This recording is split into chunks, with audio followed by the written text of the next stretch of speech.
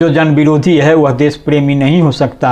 जो सत्ता के प्रपंचों का भागीदार है वह जनता की आकांक्षाओं का सहयात्री नहीं हो सकता है।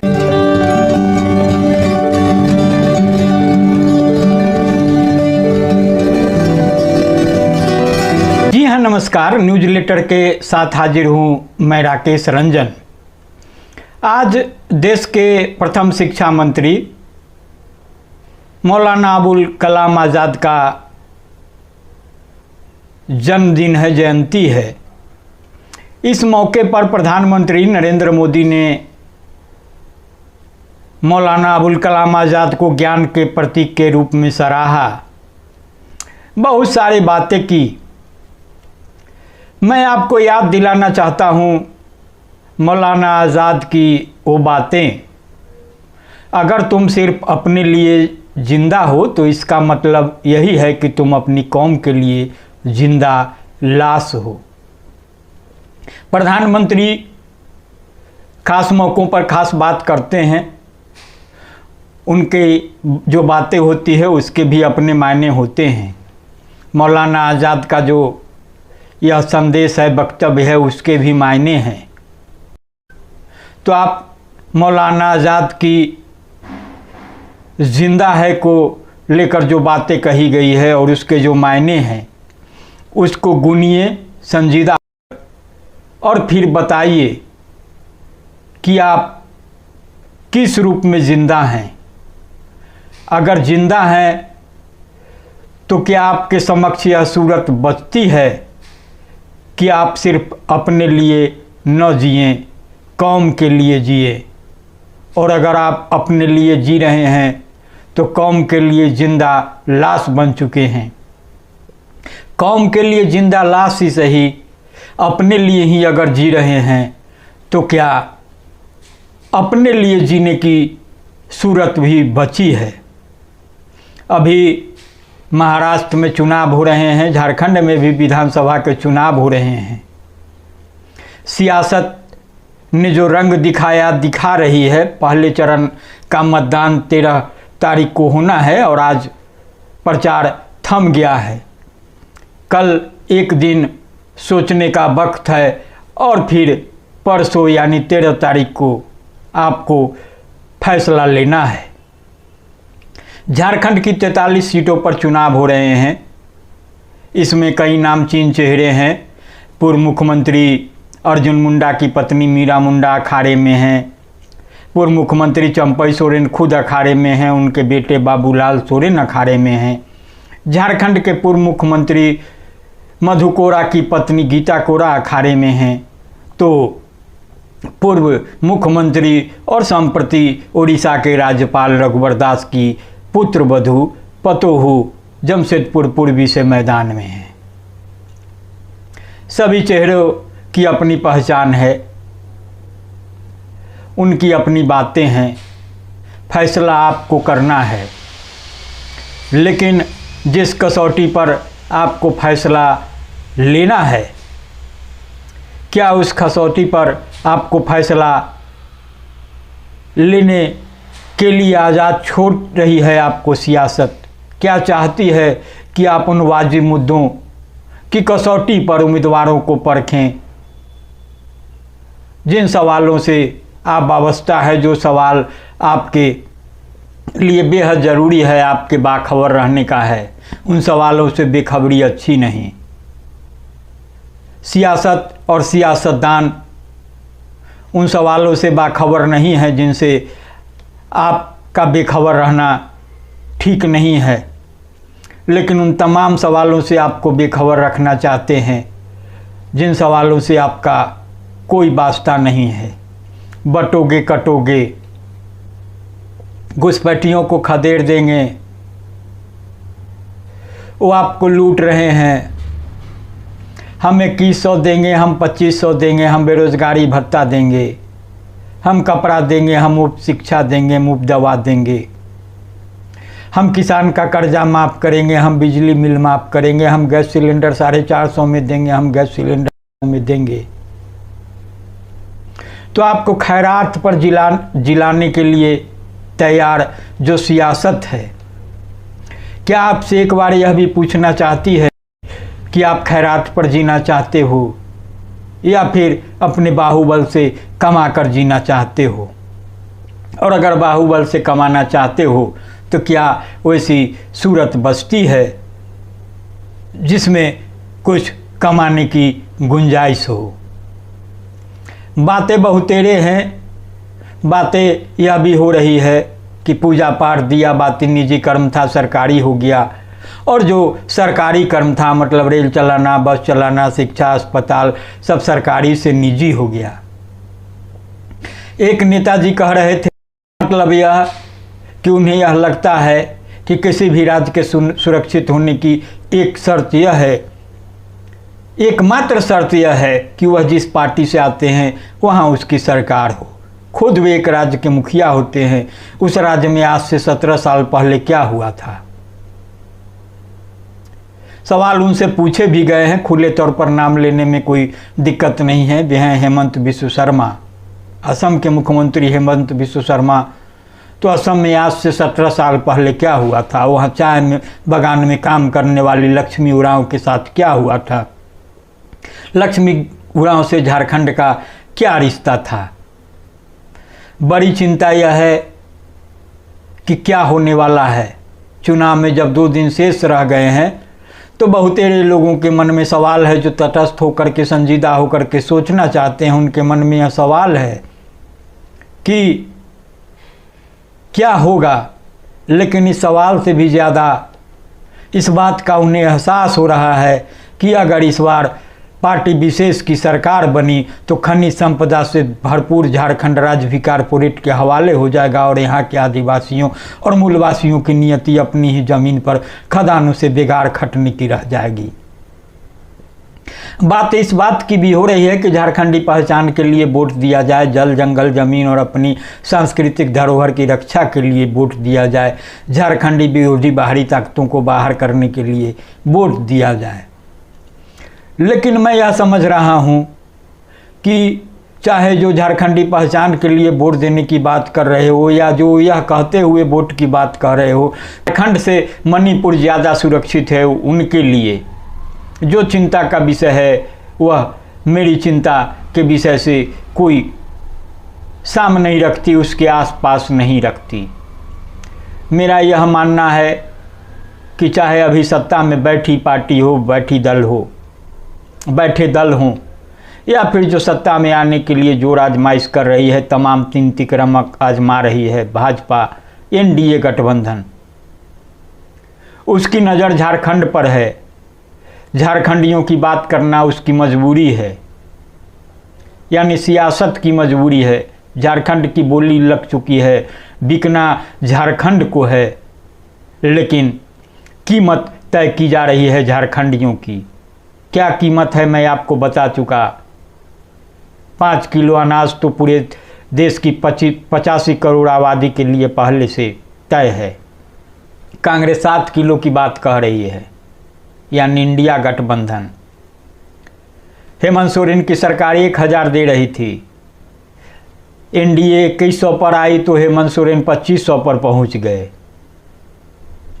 बिजली बिल माफ़ हो जाएंगे। आयुष्मान से इलाज की बात हो रही है 10 लाख रुपए तक, भाजपा कर रही है तो इंडिया ने कहा 15 लाख रुपए तक इलाज करा देंगे। मैं यहाँ नहीं देख रहा हूँ, मैं जो खैरात बांटे जा रहे हैं, खैरात पर आपको जीने के लिए मजबूर किया जा रहा है, उससे अलग सोच रहा हूँ। मैं यह सोच रहा हूँ कि जो यह सियासतदान है वह कह रहे हैं कि तुम ज़मीन मुझे दे दो, मैं तुम्हें चांद पर बसाऊंगा, चांद पर घर बना करके देंगे। झारखंड में क्या रखा है? झारखंड की ज़मीन मुंबई के धारावी की तरह अडानी को दे दो। आपने देखा होगा आज बातें हुई थी कि झारखंड के कौन से जनप्रतिनिधि हैं जो झारखंड में सबसे बड़ी महंगी गाड़ी पर चढ़ते हैं। झारखंड का जो सबसे बड़ा व्यक्तिगत करदाता है वह भी उस गाड़ी की सवारी करने की हैसियत में नहीं है। तो फिर वो जनप्रतिनिधि महोदय के पास कहाँ से वो गाड़ी आई, कैसे आई?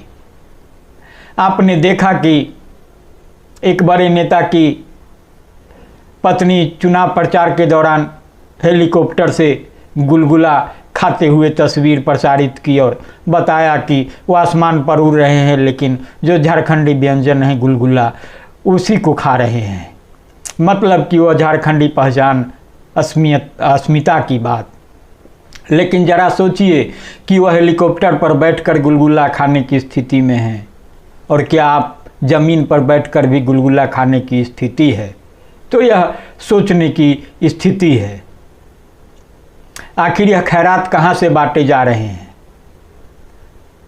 स्थितियाँ बदली है, ज़माना बदल रहा है।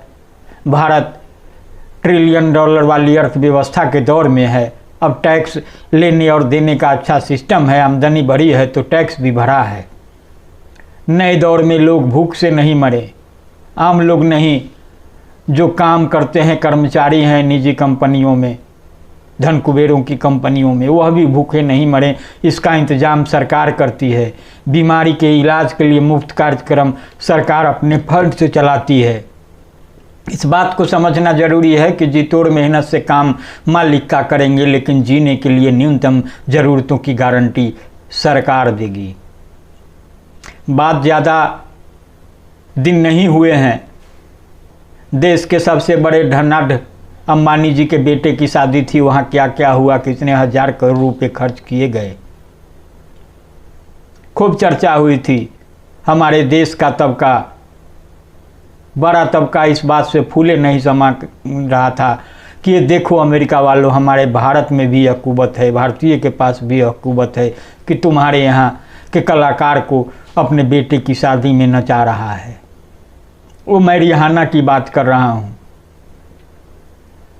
तो आपको इस स्थिति को समझने की ज़रूरत है कि अंबानी ने हजारों करोड़ रुपए खर्च कर दिए, लेकिन उनके जो रिलायंस की रिटेल चेन है, उसके निचले दर्जे के जो कर्मचारी हैं, उनकी हालत क्या है? वे लगातार काम करते हैं, अथक मेहनत करते हैं, लेकिन पगार कितनी है? मामूली पगार है। पगार इतनी कि वे और उनका परिवार इस पर जी नहीं सकते। वे शहरों में अंबानी की सेवा में लगे हैं, उनके बिजनेस के लिए, उनके मुनाफे के लिए पूरा टाइम, पूरी एनर्जी खर्च करते हैं, और गांव में उनके बूढ़े और अशक्त माता पिता मुफ्त अनाज की लाइन में खड़े, उनके बच्चे मुफ्त किताबों, पोशाकों और मिड डे मील की लाइन में खड़े हैं। वे परेशान हैं कि उनकी बीवी, बच्चे, माता पिता के नाम से मुफ्त का आयुष्मान कार्ड बन जाए तो किसी हारी बीमारी में मुफ्त की सुविधा मिल सके। यानी यह कि उनकी जवानी फुल एनर्जी अडानी अंबानी की सेवा में लगी रहती है, लेकिन परिवार की न्यूनतम ज़रूरतों के लिए वे सरकार पर निर्भर हैं। काम बड़े मालिकों का, मुनाफा बड़े मालिकों का, दिन दूनी रात चौगुनी बढ़ती रौनक बड़े मालिकों की, आंगन की मेहनत गरीब नौजवानों की, उनकी भूख और बीमारी की जिम्मेदारी सरकार की। तो रिहाना 74 करोड़ में यूं ही भारत में नहीं आ करना चाहिए थी। आपको यह भी सोचने की ज़रूरत है। पाटलिपुत्रा यूनिवर्सिटी के एसोसिएट प्रोफेसर हेमंत कुमार झा, उन्होंने तब लिखा था कि शाहरुख खान और अमिताभ बच्चन यूं ही चमचों से पनीर और मीठे के टुकड़े मेहमानों की प्लेट में नहीं डालते। यूं ही किसी जलसे में हजारों करोड़ खर्च के नाटक तमाशे नहीं होते।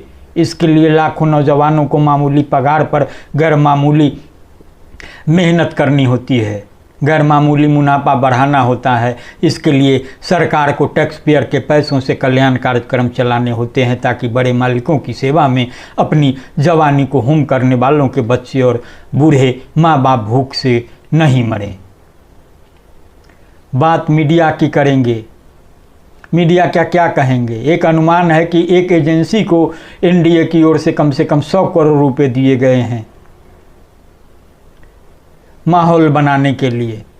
इंडिया भी पीछे नहीं है, झामुमो भी बेहिसाब खर्च कर रही है। यह बात अलग है कि उसके पास इतने साधन संसाधन नहीं है कि वह एनडीए और भाजपा के मुकाबले खर्च कर पाए, बावजूद इसके उसके तिजोरी खुले हुए हैं। तो मीडिया की भूमिका क्या हो सकती है? वह किस तरीके से आपको आईना दिखाएगा, सही तस्वीर दिखाएगा, यह सोचने की ज़रूरत नहीं है। तो जो जन विरोधी है वह देश प्रेमी नहीं हो सकता। जो सत्ता के प्रपंचों का भागीदार है वह जनता की आकांक्षाओं का सहयात्री नहीं हो सकता है। चुनाव में आप देख ही रहे हैं, भाजपा ने जो झारखंडी नहीं, उनके नज़र में जो वनवासी हैं, जो आदिवासियों को वनवासी कहते हैं, तो उन वनवासी नेताओं की हैसियत, एक सभा का वीडियो बहुत वायरल हुआ था जिसमें अमित शाह कह रहे थे, ए बाबूलाल इधर आओ, ए चंपई जल्दी आओ। तो जो मान सम्मान की बातें हैं वो कहाँ है, कैसे है, किस तरीके से है। तो स्थिति यह है, तो इस बात को समझिए कि जो खैरात दिया जा रहा है वह परेशान नहीं किया जा रहा है, लेकिन हाँ, जो कौम के लिए लाश बनने वाली बात मौलाना आज़ाद ने कही थी उसको याद रखिए और फिर गंभीरता से सोचिए। जो यह गारंटी, खैरात रूपी गारंटी, जो दान रूपी गारंटी दी जा रही है, वह नेताओं की तो ज़रूरत है, उससे ज़्यादा पूंजीवाद की अनिवार्यता है और इसी के जरिए वह अपना मानवीय चेहरा मानवीय के रूप में स्थापित करता है।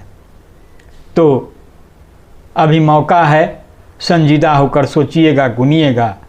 आपका एक वोट आपके सूबे का भविष्य तय करेगा, आपका भविष्य तय करेगा, आपके परिवार का, आपके बाल बच्चों का, आपके समाज का, आपके गांव का, आपके ज़िला का। तो संजीदा होकर सोचिएगा और फैसला लीजिएगा। मैं यह नहीं कहता कि किसे वोट देना है, नहीं देना है, यह आपका काम है, आपका अधिकार है, आपका हक है। लेकिन वोट देने से पहले जो मैंने बातें कही है, जो आईना दिखाया है, उसको संजीदा होकर गुनिएगा ज़रूर और फिर फैसला लीजिएगा। यह निर्णय की घड़ी है। आप इतिहास के उस मुहाने पर खड़े हैं जहां आपको अपनी तकदीर खुद तय करनी है। तो सुनने गुनने के बाद प्रतिक्रिया ज़रूर देंगे, आपकी प्रतिक्रिया का इंतजार रहेगा। मार्गदर्शन मिलता है, लाइक भी करेंगे, शेयर भी करेंगे। नमस्कार।